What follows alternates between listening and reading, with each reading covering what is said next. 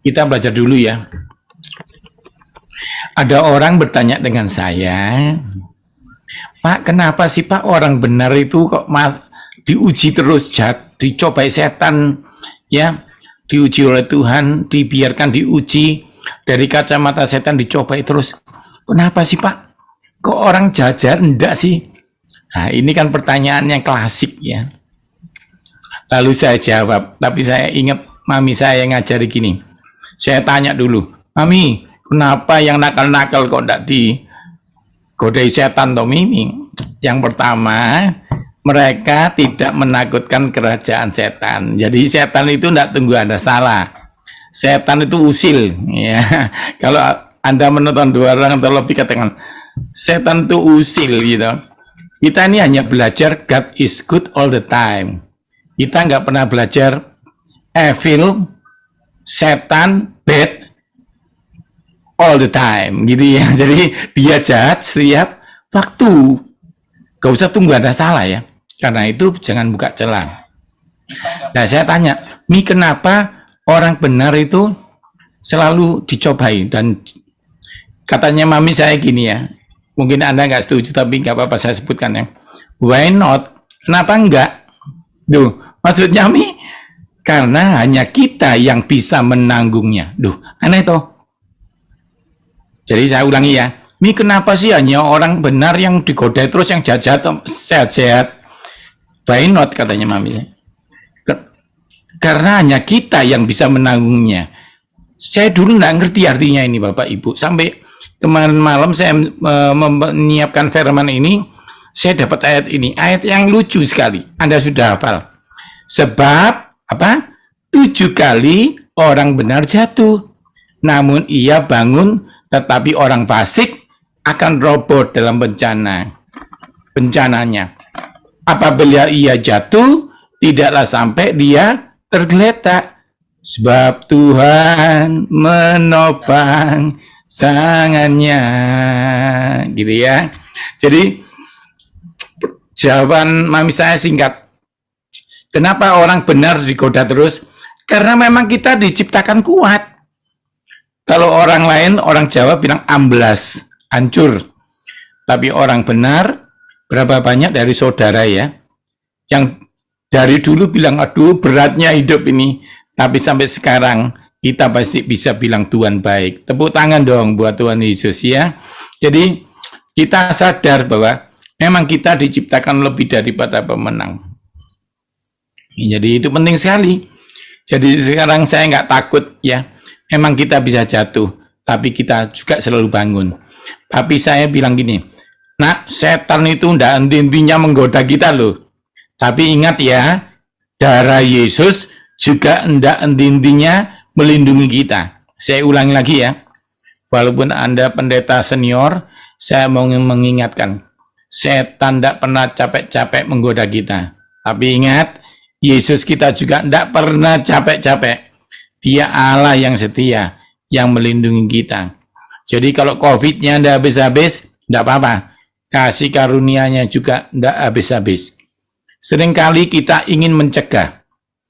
Kalau bisa doa tidak sampai jatuh. Kayak Sadra Mesa Abednego, doa kalau bisa tidak masuk dapur api. Ingat, bulan depan kita khotbah tentang Immanuel.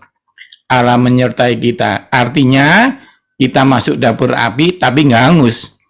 Berapa banyak dari saudara doa supaya tidak kecelakaan? Tapi berapa banyak dari saudara kecelakaan tapi tidak meninggal? Tepuk tangan dong buat Yesus ya. Jadi Immanuel itu menyertai. Menyertai itu terjadi tapi tidak tergeletak. Kayak saya, boleh jatuh tapi masih tetap melayani Tuhan sampai hari ini, tetap bilang Yesus baik dan masih membagikan kesehatan karena saya tahu tujuan hidup saya. Kayak Esther, Anda hidup untuk menyelamatkan bangsa ini. Saya tahu saya sekolah bukan untuk pinter, tapi mendidik para hamba Tuhan hidup dalam kesehatan. Saudara perlu ketahui ya, bukan berarti saudara tidak tahu tujuan Anda, tujuannya hilang. Saya ulangi, kursi itu kan buat duduk toh, tapi seringkali sama kita dipakai tangga untuk ngambil barang. Iya atau ya? Tapi bukan berarti fungsi kursi buat duduk hilang. Setan lagi mengkaburkan fungsi Anda sebagai hamba Tuhan yang hebat, yang kuat. Dia sering mengkaburkan. Tapi ingat, tujuan Tuhan menaruh Anda dalam hidup ini untuk menguatkan jemaat-jemaat ya. Oke, kita masuk. Ini tadi hanya pembukaan. Kita belajar ini ya. Kejadian 2 ayat 15, hanya 4 slide. Setelah itu kita belajar dislipidemia dan Anda boleh tanya. Tuhan Allah mengambil manusia itu dan menempatkan dalam Taman Eden untuk apa? Mengusahakan dan memelihara taman itu. Saya ulang lagi. Tuhan Allah punya tujuan mengambil manusia itu, menempatkan di dalam Taman Eden untuk mengusahakan dan memelihara taman itu. Jadi ada dua Bapak Ibu, memelihara dan mengusahakan. Memelihara dan mengusahakan. Jadi tugas manusia sebelum diajari perpuluhan, sebelum diajari mengampuni, tugas pertama apa? Memelihara dan mengusahakan apapun yang dari Tuhan. Pernikahan kalau nggak dipelihara, cerai. Kalau nggak diusahakan, aus dengan waktu. Contohnya Bapak Ibu kalau nabung, namanya memelihara keuangan. Tapi kena inflasi, uangnya hilang. Nanti kita akan belajar memelihara kesehatan ya. Ayo kita belajar yuk lebih dalam. Ingat ya, pertama apa? Memelihara, kedua mengusahakan. Ini agak mengganggu pikiran saya. Taman di Eden itu kan penciptanya Tuhan. Bagus enggak? Enggak. Bagus ya. Ciptaan Tuhan loh. Tapi ternyata yang bagus-bagus ciptaan Tuhan masih disuruh apa Bapak Ibu? Mengusahakan dan memelihara. Ayo dipegang dulu yuk. Kenapa kok pertama memelihara dulu, bukan tugasnya perpuluhan? Supaya kalau dikhotbahi perpuluhan bisa memelihara dalam hati. Jadi memelihara dan mengusahakan ini harus dipegang karena dasar dari segala perkara. Ayo kita lihat ya Bapak Ibu. Saya kasih analogi dulu sebelum kita belajar memelihara jantung. Kalau nyapu rumah itu nggak mikir, memelihara itu nggak mikir. Memelihara termasuk nyapu.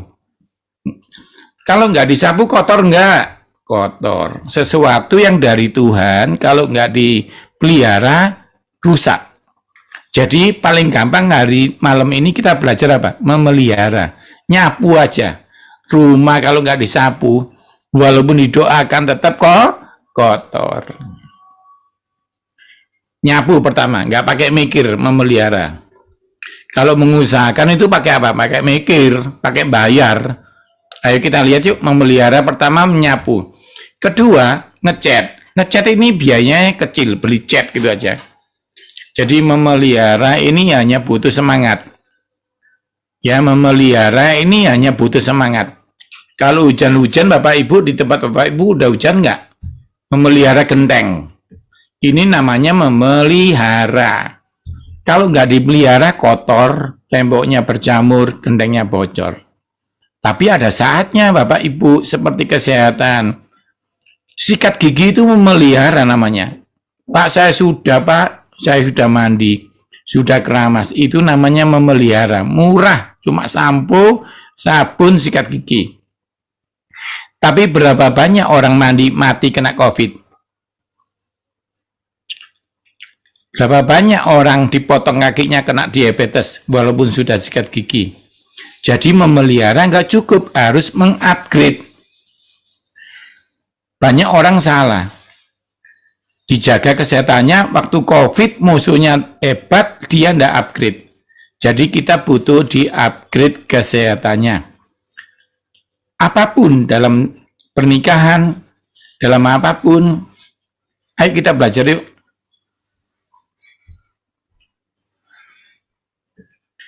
Ya.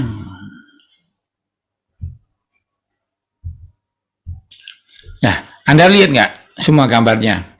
Ini gambar apa coba? Bawahnya tangga jadi taman. Wah, ini mengupgrade ini namanya. Butuh otak, pikiran, duit, tenaga. Ngerti ya maksudnya ya? Bedanya memelihara tadi nyapu gitu ya. Ini butuh duit. Butuh iman ini. Bayangkan bawahnya tangga jadi taman. Contoh lagi. Nah itu dapur jadi bagus. Seneng nggak? Seneng. Di upgrade itu penting. Nanti saya akan jelaskan ya. Kalau Anda cuma mandi, Anda kena diabetes. Anda harus upgrade kesehatan. Termasuk hamba Tuhan. Hamba Tuhan sekarang nggak mau upgrade belajar komputer. Cari buku konkordasi pakai buku ya. Ngantuk. Sekarang pakai Google aja kok. Ngetik.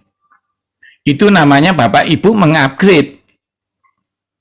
Dulu cari ayat itu ya, buku konkordasi sampai di spidoli. Zamannya papi saya itu konkordasi. Sekarang Bapak mau ngetik bahasa Yunani loh keluar. Itu namanya mengupgrade. Butuh apa? Butuh laptop, butuh komputer, butuh niat, butuh mikir. Bapak mau cari bahasa Inggris apa sih sekarang ini? Khotbah bahasa Inggris gampang kok sekarang. Itu namanya mengupgrade. Jadi Bapak Ibu setuju ya, mengupgrade itu penting. Berapa banyak orang lucu naik taksi, padahal naik Grab murah. Karena apa? Ternyata nggak mau belajar aplikasi. Ketinggalan zaman. Mau demo sampai meninggal, tetap Grab sama Gojek ada. Itu namanya apa? Dilindas dengan zaman. Oh, pendeta nggak mau belajar komputer. Nggak bisa. Sekarang nggak ada slide lagu itu. Gereja sekarang harus upgrade. Dulu kantong persembahan itu sakti. Dari zaman saya kecil sampai gede ada. Iya Pak ya? Sekarang nggak laku, saudara.